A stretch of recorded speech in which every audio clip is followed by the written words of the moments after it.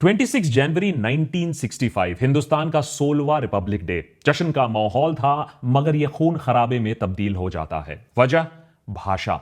आजादी के टाइम पर ही कई नेतागण थे जो इंडिपेंडेंट इंडिया की नेशनल लैंग्वेज हिंदी बनाना चाहते थे। 1946 में कॉन्स्टिट्यूएंट असेंबली में इस पर जबरदस्त डिबेट छिड़ी हुई थी। तब मद्रास कांग्रेस के नेता टीटी कृष्णमाचारी ने एक कड़ा संदेश दिया था कॉन्स्टिट्यूएंट असेंबली को। उन्होंने कहा था कि मैं साउथ इंडिया की जनता की तरफ से यह चेतावनी दे रहा हूं, पहले से ही साउथ में ऐसे लोग हैं जो एक और बंटवारा चाहते हैं और इस हिंदी साम्राज्यवाद की सोच उनको और हवा देती है। यूपी में बैठे मेरे दोस्तों को यह तय करना है कि उनको एक अखंड हिंदुस्तान चाहिए या सिर्फ एक हिंदी हिंदुस्तान। अंत में कॉम्प्रोमाइज हुआ, बीच का रास्ता निकाला गया कि 15 साल तक हिंदी और अंग्रेजी दोनों ही ऑफिशियल लैंग्वेज का दर्जा रखेंगे, उन्हें रिकॉग्नाइज किया जाएगा। पर 1965 आते आते ये 15 साल खत्म होने को आए थे। कांग्रेस के प्रधानमंत्री लाल बहादुर शास्त्री एक प्रो हिंदी छवि रखते थे और मद्रास स्टेट के कांग्रेस चीफ मिनिस्टर ने स्टेट में एक 3 लैंग्वेज फॉर्मूला रेकमेंड कर दिया कि अब स्टेट स्कूल्स में इंग्लिश और तमिल के साथ साथ हिंदी भी सिखाई जाएगी। बस इतनी सी बात थी कि मद्रास स्टेट में मानो आग सी फैल जाती है। डीएमके 26 जनवरी 1965 को एक शोक दिवस ऐलान करते हैं। हजारों छात्र सड़क पर प्रदर्शन करने के लिए उतर आते हैं। रेलगाड़ियों को, हिंदी में लिखे नेम बोर्ड्स को जला दिया जाता है। कुछ प्रोटेस्टर्स विरोध जताते हुए खुद को आग लगाकर खुदकुशी कर लेते हैं। ऑफिशियल एस्टिमेट्स की माने तो 2 हफ्तों के अंदर अंदर 70 लोगों की मौत हुई। नतीजा यह हुआ कि हिंदी के साथ साथ इंग्लिश को भी ऑफिशियल सरकारी कम्युनिकेशन के लिए रिकॉग्नाइज्ड रखा गया, यह कंटिन्यू किया गया। तमिलनाडु में 3 लैंग्वेज फॉर्मूला इंप्लीमेंट नहीं हुआ और 1967 के मद्रास स्टेट इलेक्शन, इस विवाद के बाद बेनिफिट मिलता है डीएमके को और पार्टी पावर में आ जाती है। मशहूर कहावत है कि जो लोग इतिहास को भूल जाते हैं वो उसे दोहराने पर मजबूर हो जाते हैं और बीते कुछ दिनों में जो खबरें आ रही हैं वो देखकर डर तो यही लग रहा है कि इतिहास भुलाकर हम फिर से नॉर्थ वर्सेस साउथ के फसाद में घासलेट डालने का काम कर रहे हैं। तमिलनाडु चीफ मिनिस्टर स्टालिन ने पहले ही कह दिया है कि केंद्र सरकार तमिलनाडु पर फिर से हिंदी थोपने की कोशिश कर रहा है। 2000 करोड़ का एजुकेशन फंड फ्रीज करके उनका हाथ मरोड़ने की कोशिश कर रहा है। स्टेट को ब्लैकमेल किया जा रहा है। डीएमके का कहना है कि वो एक लैंग्वेज वॉर के लिए लेकिन तैयार है, क्योंकि भाषा का मुद्दा तमिल आइडेंटिटी से जुड़ा हुआ है और डीएमके इस मुद्दे पर कड़ी तरीके से डटी हुई है, ठीक जैसे बीजेपी धर्म के मुद्दे की चैंपियनशिप करती है। लेकिन लैंग्वेज इंपोजिशन सिर्फ एक मुद्दा है, डीलिमिटेशन और फाइनेंशियल डेवल्यूशन भी कड़े मुद्दे हैं जो साउथ और नॉर्थ के बीच में कॉन्स्टेंटली तनाव बढ़ा रहे हैं। 5 मार्च को इसीलिए चीफ मिनिस्टर स्टालिन ने तमिलनाडु में एक ऑल पार्टी मीटिंग बुलाई जहां मेन ऑपोजिशन पार्टी एआईडीएमके भी शामिल थी और रेजोल्यूशन पास किया सारे पार्टीज ने मिलकर एक आवाज में कि 30 साल तक डीलिमिटेशन पर फ्रीज लगा दिया जाए। साउथ इंडियन एमपीज की एक ज्वाइंट एक्शन कमिटी बनाने की बात भी हुई। अब डीएमके एआईडीएमके एक ही रेजोल्यूशन पर सहमत होना, यह तो वही बात हो गई कि मुद्दा इतना बड़ा है कि कांग्रेस और बीजेपी की सहमति बन जाए, एक कोऑर्डिनेशन एक्शन कमिटी बन जाए दोनों पार्टीज के बीच में। अमित शाह जानते हैं कि हिंदी इंपोजिशन और डीलिमिटेशन का मुद्दा काफी सेंसिटिव है साउथ इंडिया के लिए। वो इसीलिए बहुत नर्म भाव से अश्योरेंसेस देने की कोशिश कर रहे हैं कि पार्लियामेंट में जब एमपीज की सीट की फेरबदल होगी तो सदर्न एमपीज साउथ का नुकसान नहीं होगा। लेकिन यह सिर्फ आधा सच है, क्योंकि नॉर्थ के जो स्टेट्स हैं अपने पॉपुलेशन के दम पर वो पूरे संसद पर कंट्रोल जमा लेंगे। साउथ को यह बात समझ में आ चुकी है। पूरा डिटेल्ड एपिसोड बनाया है इस मुद्दे पर, देख लीजिएगा आंकड़े क्या बोल रहे हैं। अब जाहिर सी बात है कि अपना अस्तित्व खोते देख साउथ के सारे सीएम्स, जो वैसे तो काफी बटे होते हैं, एक दूसरे का गला दबाना चाहते हैं, लेकिन वो इस मुद्दे पर एकजुट होकर आवाज उठा रहे हैं। बीजेपी के एलाय चंद्रबाबू नायडू भी ऐसे कानून लाने की बात कर रहे हैं जहां अगर 2 से कम बच्चे हैं आपके तो आप लोकल बॉडी चुनाव में कंटेस्ट नहीं कर सकते हो। यूजुअली आपको डिस्क्वालीफाई कर दिया जाता है ज्यादा बच्चे हो तो। यहां कह रहे हैं कि ज्यादा बच्चे पैदा करो। और इस सब पर इससे भी ज्यादा गुस्से की बात है जो साउथ को आता है टैक्स के मुद्दों पर कि भैया हिंदी स्पीकिंग स्टेट्स इतना ज्यादा शेयर ले जाते हैं उनका टैक्स पेयर मनी का। यह सिर्फ एक तूतू मैमे की कहानी आज नहीं बता रहा हूं, ये एक टिकिंग टाइम बॉम्ब है। देशभक्त के आज के एपिसोड में समझने की कोशिश करेंगे कि ये हिंदी इंपोजिशन इतना इमोशनल मुद्दा क्यों बन चुका है। तमिलनाडु और डीएमके सच में क्या हिंदी से इतना नफरत कर रहे हैं, या जो पॉलिटिक्स खेली जा रही है उससे? डीलिमिटेशन और फाइनेंशियल डेवल्यूशन का मैथ्स कैसे बैठता है, और क्या यह सब बीजेपी की साजिश है फेडरल स्ट्रक्चर को और कमजोर करने के लिए, हिंदी का वर्चस्व स्थापित करने के लिए? या यह भी सच है कि साउथ के नेता अस वर्सेस देम समझ गए हैं और वो नॉर्थ वर्सेस साउथ में ये खेल खेल रहे हैं, खतरे का खेल खेल रहे हैं? आने वाले 1-2 साल में मैं एक चीज आपसे बोल सकता हूं कि सबसे ज्वलंत राजनीतिक मुद्दा यही बनने वाला है, और इसको समझने की कड़ी जरूरत है। दिल्ली, यूपी, बिहार में बैठकर यह समझना थोड़ा सा मुश्किल हो सकता है कि तमिलनाडु में हिंदी को लेकर इतना बवाल कैसे हो सकता है। इसको समझने के लिए थोड़ी सी हिस्ट्री समझनी पड़ेगी। शुरुआत से ही द्रविडियन पॉलिटिक्स में ना एक एंटी हिंदी स्टैंस रहा है। पेरियार और जस्टिस पार्टी ने तमिलनाडु में द्रविडियन पॉलिटिक्स की नींव रखी थी। उनका मानना था कि जो द्रविडियन लोग हैं साउथ के मूल निवासी हैं, और उनपे नॉर्थ इंडिया के आर्यन लोग आकर ना उन्होंने अपना धर्म, अपना कास्ट सिस्टम, अपनी संस्कृति थोप दी थी। डर यह है कि अंग्रेजों से आजादी के बाद नॉर्थ इंडिया का दबदबा साउथ इंडिया पर और बढ़ जाएगा। नेशनल यूनिटी के नाम पर नॉर्थ इंडियन आइडेंटिटी को तमिल लोगों की आइडेंटिटी के ऊपर थोपा जाएगा और हजारों साल पुरानी तमिल संस्कृति धीरे धीरे विलुप्त हो जाएगी। आप मानो या ना मानो यह बात, लेकिन यह ही है आइडेंटिटी की शक्ति, और इसी शक्ति को पॉलिटिक्स इस्तेमाल करती है। नॉर्थ में कुछ और, साउथ में कुछ और, आइडेंटिटी उतना ही पावरफुल होता है। शुरुआत से ही स्कूल एजुकेशन में हिंदी इंट्रोड्यूस करने के खिलाफ द्रविडियन मूवमेंट आंदोलन करता आया है कि स्कूल एजुकेशन उनका सोचना है कि बस एक बहाना है, एक शुरुआत है। धीरे धीरे सारी सरकारी जो नौकरियां हैं उसके लिए हिंदी कंपलसरी कर दिया जाएगा, और नॉर्थ इंडियंस को यहां फायदा मिलेगा, और तमिल ब्राह्मण्स का तो फायदा ऐसे में ही होगा क्योंकि एजुकेशन सिस्टम पर उनका पूरा वर्चस्व है, पूरा दबदबा है। नुकसान होगा तो तमिल भाषा का होगा, तमिल कल्चर का होगा, और आम तमिलियन लोगों का होगा। अब ये सब बातें सुनकर आपको लग रहा होगा कि अरे ये तो वही डर वाली राजनीति है। तो अब ये तो आपको मालूम ही है कि डर की, खतरे की, अस वर्सेस देम की वो राजनीति कितनी अच्छी तरीके से चलती है।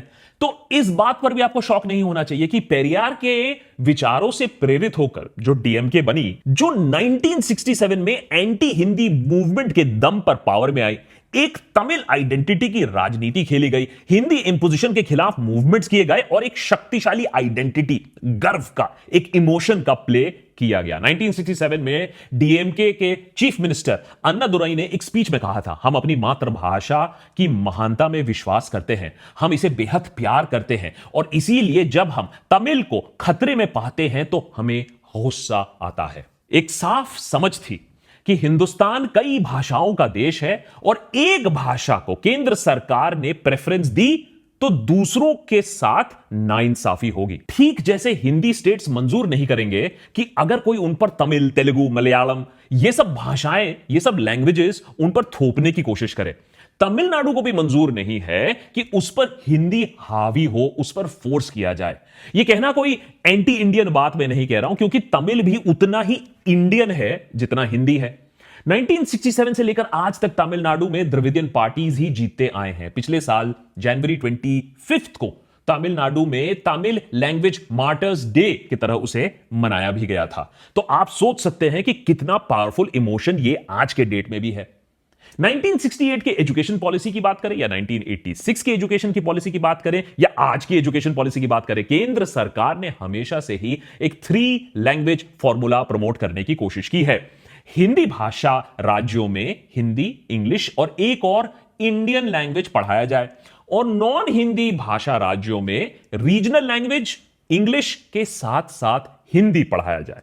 मगर तमिलनाडु ने यह पॉलिसी कभी भी इंप्लीमेंट नहीं की थी। वहां पर सरकारी स्कूल में 2 लैंग्वेज फॉर्मूला हमेशा से ही फॉलो होता आया है, तमिल और इंग्लिश। उनका आर्ग्यूमेंट सिंपल है, इंडिया में सारे स्टेट्स में इंग्लिश पढ़ाई जाती है, तो हिंदी को अलग से लिंक लैंग्वेज की तरह सिखाने की क्या जरूरत है। साइंस और technology, national, international, job opportunities, travel, सब तो इंग्लिश ही लगता है। हिंदी में तो ये सब नहीं होता है। तो अगर सही में नेशनल यूनिटी की अगर आप बात करें तो ऐसा तो कभी नहीं हुआ है कि यूपी में लोग तमिल सिखा रहे हैं या तमिल को कंपलसरी किया गया हो। डेटा तो यही दिखाता है कि हिंदी बेल्ट के राज्यों में 90% से ज्यादा सिर्फ एक लैंग्वेज बोलने वाले लोग हैं, यानी थर्ड लैंग्वेज के नाम पर संस्कृत पढ़ा दिया जाता है, पास नंबर ले आते हैं और उसके बाद उसे भूल दिया जाता है। और इंग्लिश भी हम ढंग से सिखा नहीं पाते हैं, इसीलिए जो सारी टेस्ट्स हैं और इंटरनेशनल टेस्ट है उससे हम विड्रॉ कर जाते हैं। पर तमिलनाडु से जब यह बात आती है तमिलनाडु पर, तो उनसे सवाल होता है कि हिंदी क्यों नहीं सिखा रहे हो आप। तो कहीं ना कहीं एक हिपोक्रेसी भी तमिल महसूस करते हैं इस बात पर। ऊपर से याद रखिएगा, आइडेंटिटी और कल्चर की भी बात है। हिंदी सिखाने के नाम पर भोजपुरी, अवधी, मैथिली जैसे लैंग्वेज जिस तरह से गायब हो गए हैं, द्रविडियन पॉलिटिकल पार्टीज तमिल के साथ भी कुछ ऐसा ही होना देख रहे हैं। स्टैलिन ने यह बात इसीलिए जोर जोर से भी कहनी शुरू कर दी है कि हिंदी तो 25 नॉर्थ इंडियन भाषाओं को निगल चुका है। तो एक डर का माहौल बनाने की कोशिश की गई है कि तमिल भाषा के साथ भी कुछ ऐसा ना हो जाए। इसीलिए विरोध तो होना ही था जब मोदी सरकार ने अपने नेशनल एजुकेशन पॉलिसी 2020 में फिर से 3 लैंग्वेज फॉर्मूला का जिक्र किया। इस बार थोड़ा ट्विस्ट कर दिया गया था कि अब नॉन हिंदी स्पीकिंग स्टेट्स में थर्ड लैंग्वेज हिंदी हो या ना हो यह जरूरी नहीं है। क्यों, कोई भी इंडियन लैंग्वेज हो सकता है, थर्ड लैंग्वेज के तौर पर उसे सिखाया जा सकता है। डीएमके यहां कहती है कि कोई भी इंडियन लैंग्वेज सिखाने के लिए लाखों टीचर की जरूरत है। अब वो टीचर वो कहां से ढूंढेंगे? केंद्र सरकार ने जितना हिंदी को प्रमोट करने के लिए काम किया है, जितना प्रचार किया है, फंड लगाया है, उसके बाद किसी और भाषा सिखाने के लिए हमारे पास रिसोर्सेज है ही नहीं। तो घूम फिर के थर्ड लैंग्वेज में चॉइस आपके पास सिर्फ हिंदी ही रह जाती है। योगेंद्र यादव ने यहां एक इंटरेस्टिंग सलाह भी दी है, एक सजेशन दिया है कि अगर थर्ड लैंग्वेज इतना ही इंपॉर्टेंट है तो तमिलनाडु में क्लासिकल तमिल सिखाया जा सकता है, जैसे हिंदी स्टेट्स में संस्कृत सिखाया जाता है। डीएमके सरकार का कहना है कि प्राइवेट स्कूल देखिए जितने चाहे लैंग्वेजेस सिखा सकती है, हमें कोई प्रॉब्लम नहीं है, लेकिन तमिलनाडु के सरकारी स्कूल्स के पास इतने रिसोर्सेज नहीं है, वो एक थर्ड लैंग्वेज नहीं सिखा सकते हैं। और ऐसा नहीं है कि एजुकेशन के मामले में तमिलनाडु कुछ भी नहीं जानता है, क्योंकि वो बुड़बक है। तमिलनाडु आज हर एजुकेशन इंडिकेटर में एकदम टॉप पर है। तो उसका जो tried and tested 2 language formula है, उसको तोड़ने का क्या पॉइंट है, उससे छेड़ने का क्या पॉइंट है, यह पक्ष रख रही है डीएमके। एक फेडरल सिस्टम में जहां एजुकेशन कंकरेंट सब्जेक्ट होता है, वहां तो वैसे में भी स्टेट के पास पावर है, स्टेट के पास हक है कि वो जैसा चाहे अपना बेस्ट फॉर्मूला ढूंढ निकाले। लेकिन तमिलनाडु सरकार का कहना है कि केंद्र सरकार ऐसा उसे करने नहीं दे रही है, अलग अलग स्कीम्स में फंडिंग रोक रही है, उसे मजबूर कर रही है। जाहिर सी बात है कि अगले साल जब तमिलनाडु में चुनाव होगा तो यह एक बहुत बड़ा इशू बनकर सामने आएगा। पर 2026 के चुनाव में साथ साथ एक और टाइम बॉम्ब है जो टिक टिक टिक कर रहा है, जिससे डीएमके की परेशानियां भी बढ़ती जाएंगी। और ये लैंग्वेज जो वॉर है सिर्फ लैंग्वेज वॉर तक सीमित नहीं रह जाएगा, इससे काफी ज्यादा आगे बढ़ जाएगा, काफी ज्यादा ज्वलंत हो जाएगा। डीलिमिटेशन के टाइम बॉम्ब की मैं बात कर रहा हूं, इस पर हमने डिटेल वीडियो भी बनाकर रखा है, though as a matter of fact. इनको जरूर देखिएगा क्योंकि डीलिमिटेशन हमारे देश में डेमोक्रेसी की परिभाषा बदलने वाला है। 50 सालों से रोका गया डीलिमिटेशन अब मोदी सरकार इफेक्ट में लाना चाहती है। शॉर्ट में बोले तो जिस राज्य में जितनी आबादी, उस राज्य से उतने एमपी चुने जाएंगे लोकसभा के लिए। यह समझ लो सिंपल फॉर्मूला, सिंपल लैंग्वेज में बोले तो यूपी बिहार के एमपीस पूरे सदर्न इंडिया के स्टेट के एमपी से ज्यादा निकलेंगे। अब लेटेस्ट अपडेट इस पूरे केस में है और एपिसोड देख लीजिएगा अगर और समझना है। लेकिन लेटेस्ट अपडेट यह है, अमित शाह ने कहा है कि प्रो राटा बेसिस पर यानी प्रोपोर्शनल बेसिस पर डीलिमिटेशन करा जाएगा। तो साउथ को डरने की जरूरत नहीं है, उन्हें कोई नुकसान नहीं होगा, उनके एमपीस कम नहीं होंगे क्योंकि उनकी आबादी कम है। एमपीस का कहना है कि ना ना ना ना ना, ये तो आपने बताया नहीं कि दूसरे राज्यों के साथ क्या होगा, उनके एमपीस कितने बढ़ेंगे। अमित शाह जी, इस सवाल का आप हमें जवाब दीजिए। यह भी नहीं बताया गया है कि कौन से आधार पर इस प्रोरेटा जो प्रोपोर्शन की बात हो रही है वो तय किया जाएगा। देखिए 1971 की आबादी के आंकड़े या 2026 के सेंसस के आंकड़े जिसे कराया जाएगा और उसके बाद यह डिलिमिटेशन होगा, इससे बहुत ज्यादा फर्क पड़ेगा कि कौन सा राज्य कितने एमपीस भेजेगा लोकसभा में। आपको याद होगा हमने अपने एपिसोड में आपको बताया था कि कैसे 1971 की आबादी के आंकड़ों के मुताबिक डीलिमिटेशन को फ्रीज कर दिया गया था। पहले इंदिरा गांधी ने फ्रीज किया था, फिर अटल बिहारी वाजपेयी ने फ्रीज किया था, ताकि पॉपुलेशन कंट्रोल करने वाले सदर्न स्टेट्स को सजा ना मिले और नॉर्दर्न स्टेट्स को फ्री में ज्यादा एमपीज ना मिले। वन वोट वन वैल्यू काफी इंपॉर्टेंट डेमोक्रेटिक कॉन्सेप्ट है, पर यह एक स्पेशल केस था जहां नेशनल ऑब्जेक्टिव के वजह से स्टेट्स को पॉपुलेशन कंट्रोल करने के लिए बोला गया था और इन्होंने फिर से इसको पीनलाइज ना हो जाए सदर्न स्टेट्स, इसीलिए इसको फ्रीज कर दिया गया था। यही मांग अब सदर्न स्टेट्स कर रहे हैं कि इसको आप फिर से 25-30 साल के लिए फ्रीज करिए, क्योंकि देश में पॉपुलेशन अभी भी बैलेंस नहीं हुआ है। आंकड़े क्या कहते हैं? सदर्न स्टेट्स में टोटल फर्टिलिटी रेट 1.7 है या 1.8 के आसपास है, जिसे आइडियल माना जाता है रिप्लेसमेंट रेट, कि भैया इतनी आबादी हमें चाहिए, इतने बच्चे हमें चाहिए। वहां यूपी में 2.4 है और बिहार में 3। तो ये जो रिप्लेसमेंट रेट है काफी ज्यादा है यूपी में, बिहार में। 1971 और 2011 के बीच में साउथ इंडिया में जहां पॉपुलेशन 100% तक बढ़ी थी, वही यूपी, बिहार, राजस्थान, एमपी जैसे स्टेट्स में 150% तक बढ़ी है। जिस चीज के लिए पिनलाइज होना है उस चीज के लिए और एमपीज आपको मिलने वाले हैं, तो ऑब्वियसली साउथ काफी नाराज है। अगर 2026 के पॉपुलेशन के आंकड़ों के मुताबिक डीलिमिटेशन किया जाए तो प्रोपोर्शन की बात जो हो रही है उसमें साउथ के पॉपुलेशन का कंट्रोल बिल्कुल नहीं रहेगा पार्लियामेंट के ऊपर, उनको सजा मिल जाएगी। साउथ का जो लोकसभा में टोटल सीट शेयर है वो 24% से गिरकर 19.5 तक आ जाएगी। UP, Bihar, Rajasthan, MP total seat share 32% से कम 38-40% तक हो जाएगा। सिर्फ जैसे मैंने कहा यूपी और बिहार के पास पूरे साउथ इंडिया से ज्यादा सीट्स होंगे। फिर साउथ में कैंपेन करने की क्या जरूरत है, सेंगोल पकड़ने की क्या जरूरत है? सिर्फ यूपी बिहार जीत लो और पूरे देश पर राज कर लो। इसी वजह से 35 साउथ इंडियन पार्टीज ने पिछले हफ्ते एक रेजोल्यूशन को मंजूरी दी कि और 30 साल तक स्टेटस को बरकरार रखो, 1971 के सेंसस का डेटा का इस्तेमाल करो किसी भी डीलिमिटेशन के लिए। और अगर साउथ की पार्टीज इस बात पर डटे रहे तो नॉर्थ और साउथ के बीच में आने वाले दिनों में काफी ज्यादा तनाव बढ़ने वाला है। केरला के सीनियर सीपीएम नेता एमए बेबी का कहना है कि क्यों ना हम केंद्र सरकार को एक ऑल पार्टी मीटिंग के लिए फोर्स करें कि भैया एक ऑल पार्टी मीटिंग बुलाएं, इस मुद्दे को ओपनली आप डिस्कस करो, छुपाने की क्यों कोशिश कर रहे हो। वहीं चीफ मिनिस्टर स्टालिन कह चुके हैं कि डीलिमिटेशन उनकी पार्टी के लिए एक रेड लाइन है। साउथ इंडियन एमपीज एक जॉइंट एक्शन कमिटी की अब बात कर रहे हैं। वेस्ट बंगाल, पंजाब, उड़ीसा के चीफ मिनिस्टर्स भी साथ देने की बात कर रहे हैं कि स्टेट्स उनके स्टेट्स पर भी असर पड़ेगा, तो सबको एक साथ मोर्चा खोलना पड़ेगा। वैसे तो टीडीपी बीजेपी का एलाई माना जाता है, एलाई भी है, लेकिन इस मामले में अपने आप को वो एक कोने में पा रही है। उनके जो पार्टी के एमपी हैं के अपल्ला नायडू, उन्होंने यह ऐलान कर दिया है कि उनकी कंस्टिट्यूएंसी में जिसका भी तीसरा बच्चा होगा, तो अगर लड़की हुई तो 50,000 रुपए का एफडी और अगर लड़का हुआ तो एक गाय और बछड़ा मिलेगा। एक तरफ हम पॉपुलेशन एक्सप्लोजन की बात कर रहे हैं, यहां पॉपुलेशन कोलैप्स हो रहा है, तो उसके लिए एक्स्ट्रा पैसे दिए जा रहे हैं। इंडिया ब्लॉक और कांग्रेस का डीलिमिटेशन को लेकर अभी भी कोई क्लियर स्टांस है नहीं, जैसा कि आम बात होता है इंडिया ब्लॉक को लेकर। मगर कर्नाटका और तेलंगाना के कांग्रेस चीफ मिनिस्टर साफ कर चुके हैं कि वो डीलिमिटेशन मंजूर नहीं करेंगे। रेवंत रेड्डी ने तेलंगाना में इस मुद्दे पर एक ऑल पार्टी मीटिंग भी बुलाई है। तेलंगाना में ऑपोजिशन में बैठे बीआरएस लीडर केटीआर ने भी डीलिमिटेशन के विरोध किया है और एक और आइडिया प्रपोज किया है कि अगर करना ही है तो केंद्र सरकार को डीलिमिटेशन करना चाहिए फाइनेंशियल कंट्रीब्यूशन के आधार में। साउथ तो देश का 19% पॉपुलेशन है, लेकिन 31% कंट्रीब्यूशन टू द जीडीपी देता है। कर लो डीलिमिटेशन इसके आधार पर। वहीं फाइनेंसिस के मामले में भी एक और टाइम बॉम्ब टिक टिक किए जा रहा है, जिसे सेंट्रल गवर्नमेंट सुनने को तैयार नहीं है। ये थोड़े मजेदार आंकड़े सुनिए।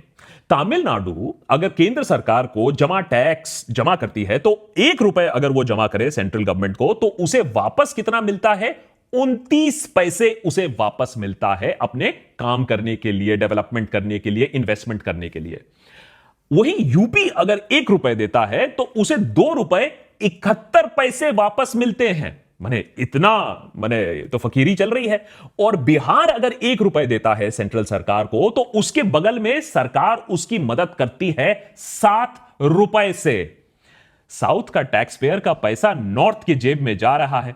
अब यह कंट्रोवर्सी फिर से हेडलाइंस पकड़ रही है, लोग गुस्सा हैं। जल्दी से समझते हैं कि साउथ नाखुश क्यों है।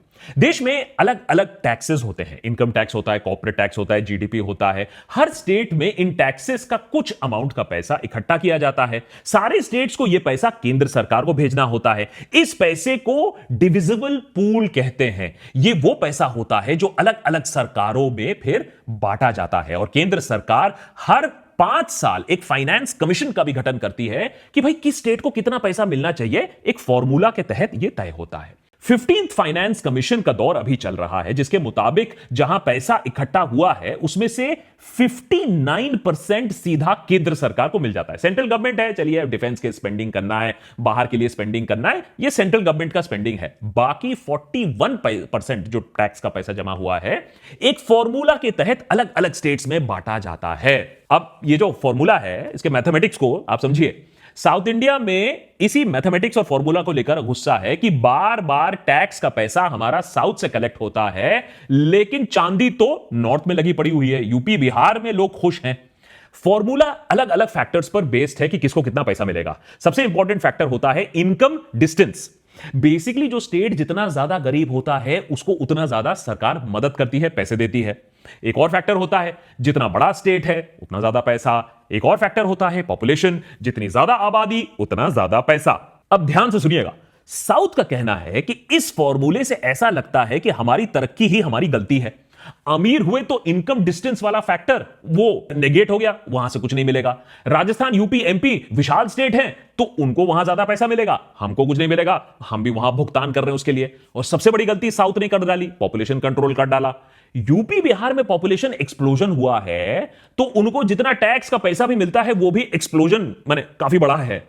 वैसे 13th फाइनेंस कमीशन के टर्म तक यानी 2015 तक 1971 का पॉपुलेशन डेटा इस्तेमाल किया जाता था इस कैलकुलेशन करने के लिए कि कितने स्टेट को कितना फाइनेंस मिलना चाहिए। लेकिन 15th फाइनेंस कमीशन के आते आते 1971 का आंकड़ा गायब हो जाता है। 2011 का आंकड़ा इस्तेमाल करने लगती है केंद्र सरकार। यही चीज डीलिमिटेशन में भी हो सकता है। 1971 का डेटा फ्रीज करके लेटेस्ट डेटा के नाम पर साउथ के पॉपुलेशन कंट्रोल को आप सजा दे दोगे, उनके एमपी स्टैग्नेंट कर दोगे, कम कर दोगे और नॉर्थ के एमपीज बढ़ा दोगे। तो वो फाइनेंशियल डेवल्यूशन का मुद्दा साबित ऑलरेडी हो चुका है, अब डीलिमिटेशन का मुद्दा भी साबित हो सकता है। केरला को 10th फाइनेंस कमीशन में 3.87% शेयर मिलता था टोटल पैसे में। 15th फाइनेंस कमीशन आते आते सिर्फ 1.92%, ऑलमोस्ट आधा हो गया है। तो साउथ ऑलरेडी ये चीज झेल रहा है कि पॉपुलेशन आंकड़ा जैसे जैसे चेंज हो रहा है, नॉर्थ को ज्यादा मिलेगा, साउथ को और कम मिलेगा। मिनिस्ट्री ऑफ फाइनेंस का डेटा अगर आप देखते हैं 2018 और 2023 के बीच में सारे सदर्न स्टेट्स को मिलाकर जितना पैसा उनको मिला है उससे ज्यादा सिर्फ और सिर्फ उत्तर प्रदेश को मिल चुका है। जबकि साउथ ने यूपी से 3.5 गुना ज्यादा पैसा कंट्रीब्यूट किया है टोटल डिविजिबल पूल में, माने टैक्स का पैसा जो सेंट्रल गवर्नमेंट को दिया है। अब ऐसा भी नहीं है कि इस बंटवारे में लॉजिक नहीं है। जहां गरीबी है वहां ज्यादा पैसा जाना चाहिए, तभी तो इक्विटेबल डेवलपमेंट होगा पूरे देश का। साउथ की तरक्की में नॉर्थ के मजदूर भी शामिल है, हाथ बटाते हैं, और मिनिस्ट्रियल ट्रांसपोर्ट सब्सिडी पॉलिसी भी साउथ को बेनिफिट करता है। मगर साउथ का कहना है कि वो कब तक नॉर्थ को सब्सिडाइज करता रहेगा। डीएमके के आईटी मिनिस्टर ने कहा है कि साउथ अपना पैसा एक ब्लैक होल में फेंक रहा है। तमिलनाडु ने स्वास्थ्य और शिक्षा पर फोकस करके स्किल्ड वर्कफोर्स बढ़ाई है, कंपनीज अट्रैक्ट की है, पैसा लेकिन अनफॉर्चुनेटली हिंदी बेल्ट को मिल रहा है, जहां अस वर्सेस देम का खेल खेला जा रहा है। 500 साल पहले की खुदाई चल रही है, कोई ज्यादा काम नहीं हो रहा है। फाइनेंशियल डेवल्यूशन की प्रॉब्लम अब सिर्फ साउथ की प्रॉब्लम नहीं है। उड़ीसा ने भी सेस और सरचार्जेस पर सवाल उठाना शुरू कर दिया है। मगर साउथ में मानो तो ये एक सारी प्रॉब्लम ना अब लोग इसे ऐसा चेन रिएक्शन देख रहे हैं। टैक्स भी आप भर भर कर दोगे, लोकसभा में रिप्रेजेंटेशन भी अपना कम कर लोगे, फिर नॉर्थ में के लोग जीतेंगे, नॉर्थ की पार्टियां जीतेंगी, वही पॉलिसी बनाएंगी जिसको फॉलो नहीं किया तो पैसा और आपको नहीं मिलेगा, जिससे एजुकेशन फंड भी नहीं मिलेगा और आप उसको रोक भी नहीं पाओगे, हिंदी इंपोजिशन भी हो जाएगा। और अगर दिल्ली जाकर शिकायत करोगे तो वो बोलेंगे पहले हिंदी में बात करके दिखाओ। तो एंड में जब टीटी कृष्णमाचारी ने कॉन्स्टिट्यूएंट असेंबली में वो चेतावनी दी थी, तो वो धमकी नहीं दे रहे थे, वो सच्चे दिल से एक अपील कर रहे थे कि फेडरलिज्म को कमजोर मत करो, वन लैंग्वेज वन एवरीथिंग करने की कोशिश मत करो। इंडिया जैसा देश यूनाइटेड रहेगा जब डाइवर्सिटी रहेगा, एकत्रित करने की कोशिश करोगे तो टूट जाएगा। और हम ये कहानी पहले भी देख चुके हैं। पाकिस्तान में जब उर्दू इंपोजिशन की कोशिश हुई थी, जब रिप्रेजेंटेशन पर खिलवाड़ हुआ था, तो कैसे बांग्लादेश टूटकर अलग हुआ, ये इतिहास बहुत पुराना नहीं है। कैसे फेडरलिज्म और भाषा के सवाल पर श्रीलंका में दशकों से सिविल वॉर चला, यह भी पुराना इतिहास नहीं है। यह सब हमारे लिए सीख होनी चाहिए कि कैसे कंसेंसस बिल्डिंग के जरिए इन मसलों को आप हल कर सकते हो। डीलिमिटेशन के मामले में ऑल पार्टी मीटिंग बुलाई जा सकती है, राज्यसभा को स्ट्रेंथन किया जा सकता है, प्रोपोर्शनैलिटी किस तरीके से होगी इस बात को डिस्कस किया जा सकता है, फाइनेंस कमीशन में स्टेट्स का ज्यादा इन्वॉल्वमेंट रखा जा सकता है, सेस और सरचार्जेस भी कुछ हिस्सा स्टेट्स को दिया जा सकता है। और जहां तक हिंदी इंपोजिशन की बात हो रही है, सरकार नॉर्थ के मॉडल स्कूल्स में तमिल को इंट्रोड्यूस करके दिखा सकते हैं कि वो एनईपी के बारे में बहुत सीरियस है, ये इंपोजिशन की बात नहीं हो रही है। नहीं तो ठीक है, आप फोर्स करते रहिए, तमिलनाडु में 3 लैंग्वेज फॉर्मूला थोपते रहिए और फिर देखते रहिए कि कैसे हमारा जो प्रोग्रेसिव साउथ है उसमें भी आग फैलती है। ये सब कुछ बहुत ज्यादा मुश्किल नहीं है अगर सरकार चाहे एक पीसफुल वे आउट। बस केंद्र सरकार को एक ऑल पार्टी मीटिंग बुलाना होगा, बैठकर बातचीत करनी होगी और यह काम जल्द से जल्द करना होगा, या नहीं तो टाइम बॉम्ब को डिफ्यूज करना होगा। क्योंकि डाइवर्सिटी को अगर आप रिस्पेक्ट नहीं करोगे, मिलके कंसेंसस नहीं बनाओगे, तो स्टेट्स में तरक्की नहीं होने वाली है। Language policy, delimitation, financial devolution, ये कोई टाइम पास पॉलिटिक्स की बात नहीं कर रहा हूं, ये हमारे देश के लंबे इतिहास का एक पॉइंट है, एक केंद्र बिंदु है। इस पर पॉलिटिक्स खेली गई है और फिर से नॉर्थ साउथ का डिवाइड बन सकता है। इसीलिए ब्लैकमेल नहीं, कंसेंसस की जरूरत है। हम देश की खस्ता इकोनॉमिक हालत के बारे में इस चैनल पर सालों से वार्निंग देते आए हैं। आज सच्चाई छुपाई नहीं छुप रही है। नॉर्थ साउथ का ये जो फॉल्ट लाइन है, ये और ज्यादा ना बढ़े, उसकी चेतावनी आज हम देने की कोशिश कर रहे हैं देशभक्त पर।